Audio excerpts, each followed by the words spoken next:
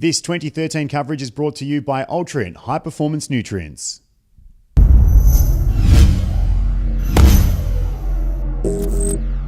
cool. Hey guys, welcome to the RX Reviews. Stop. Over. We can see we're out of shot. Yep. Do you think we're centered? It looks like it to me, yeah. Yeah, now we are a little bit. Go a little bit to your way. Go that way. Yeah. Now it's a bit better. Okay. Hey guys, welcome to the RX Reviews coverage of the 2013 CrossFit Games, sponsored by Ultrient High Performance Nutrients. I'm John Michael and I'm joined by Michael McCoy at the front of the StubHub Center. And Michael, we're doing it all again this year. John, it feels like it's Christmas in July because when the games come around, I mean, it's essentially it's a week full of action. And it's also a week full of sunburn, as you can see, or maybe you can't see, but the California sun was out in full force today. But let's get straight down to business, and that is the 2013 CrossFit Games. And it all started on Monday night when Games Director Dave Castro made the, surprise to some, announcement there'd be an extra day of competition.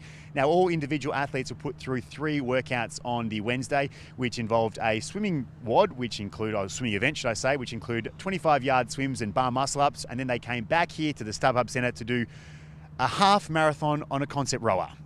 Is that what you predicted, Mikey? Is that what you wanted to see? I wouldn't have predicted it. I mean, with Dave Castro, we never know what he's going to pull out, but I think it's a spectacular event to actually bring out first. I mean, that's going to be taxing on the body. Nobody would have seen that coming. But I guess, in CrossFit, it's the unknown and the unknowable, and that definitely came to fruition. On Wednesday. Yeah. Well, now let's get straight to the leaderboard because a lot of action happened on Wednesday, which means there's a lot of movements on the leaderboard. Straight to the men's division where Jason Kalipa is the man to catch at this stage. He's 50 points clear of his nearest rival after winning both rowing events. The question marks are now being raised, can he dethrone Rich Froning this year? I mean, who would have ever thought, as of today, we would be seeing Kalipa winning that rowing event? I mean, that was a spectacular performance from him. I never picked that. I mean, he's doing spectacularly well. But like you said, the question is, can he dethrone Froning? And I don't think so. Well, let's talk about that man himself, Rich Froning, the dual winner of the CrossFit Games. He's out in 6th position, which is fairly well placed, but many of us are used to seeing him in the top 3. Do you think he's perfectly placed, or do you think he's a little bit lower than you would have hoped to see him? No, I think he's perfectly placed. I mean, the way it works in CrossFit, essentially, it's consistency that pays. And I mean, that's all he needs to do this weekend. He needs to be consistent. And if he does that, I mean, I think we're going to see a three-peat. I mean, Kalipa and Bridges are 2 people that could potentially take it to him. But at the moment, with Bridges being so far down that leaderboard, it's really up to Kalipa if somebody really wants to bring it to him. All I want to see is a close competition. Well, let's talk about the other big names at the moment. Garrett Fisher's in 2nd place with Australian Chad Mackay in 3rd. Last year's runner-up Matt Chan in 10th place, Ben Smith 13th and Josh Bridges in 14th position. But if you go further down the leaderboard, there's a few surprises. Graham Holmberg's in 29th place. Kyle Kasperbauer, last year's 3rd place finisher, is in 37th and Austin Maliolo in 38th. Are you surprised to see some of these big name veterans so far down the leaderboard? No, it's still early days, John. I mean, I think we don't really know much. I mean, a couple of workouts have been done. The real issue that's going to be for these competitors is the impact of the last couple of days. But coming into the CrossFit Games, you're going to expect high volume, you're going to expect intensity. So they should be well performed and primed for this. So there's nothing really that interesting that's happened as of yet. So I think it's really all going to play out starting tomorrow. Now let's talk about the man you predicted to win the CrossFit Games last year, and that is Neil Maddox. He's currently in 18th position.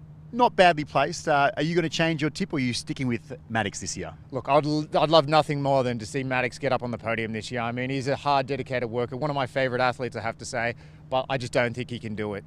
So who's your money on? I'm going to say, if I was a betting man, I mean, you cannot go past Rich Froning. I mean, there's no way you're going to be able to come in unless an injury or something spectacular happens. Froning's going to be the man to beat this year. Kalipa is probably going to be taking 2nd. And, depending on the event, I'm going to say it's more than likely that Bridges will be taking that 3rd podium position. Well, I had my money on Mikko Salo heading into it, but unfortunately the Finnish superstar is out this year, which I suppose opens it up a little bit, but unfortunately just makes it a little bit easier for Rich Froning to win it this year, which I think is going to happen. Now let's move to the women's division where Sam Briggs is the one to catch at this stage. Just like Jason Kalipa, she won both rowing events and is now around 40 points clear of her nearest rival. Is this the year for Sam Briggs, Michael? Yes, if there was a year for her to take it, I mean, it's going to be now. I mean, really, it's the year for any of the female competitors. If you're going to really step up, now's the time. I mean, with Thorisdottir and Fouché out, I mean, really, it's a question mark who's going to take it. I mean, Fortunato has got a fantastic shot, so I think she can really bring it to her. I mean, and there's plenty of women that can be up there. I'm going to go out and say that's potentially Webb. Webb could get on that podium as well. Cara Webb from Australia. Not that I'm biased by any means. Okay, well, there's some other breaking news in the females division today, and that is 2010 Games champion Kristen Clever. Now, we all knew that she had a shoulder injury heading into the Games, and there was a lot of question marks over her fitness.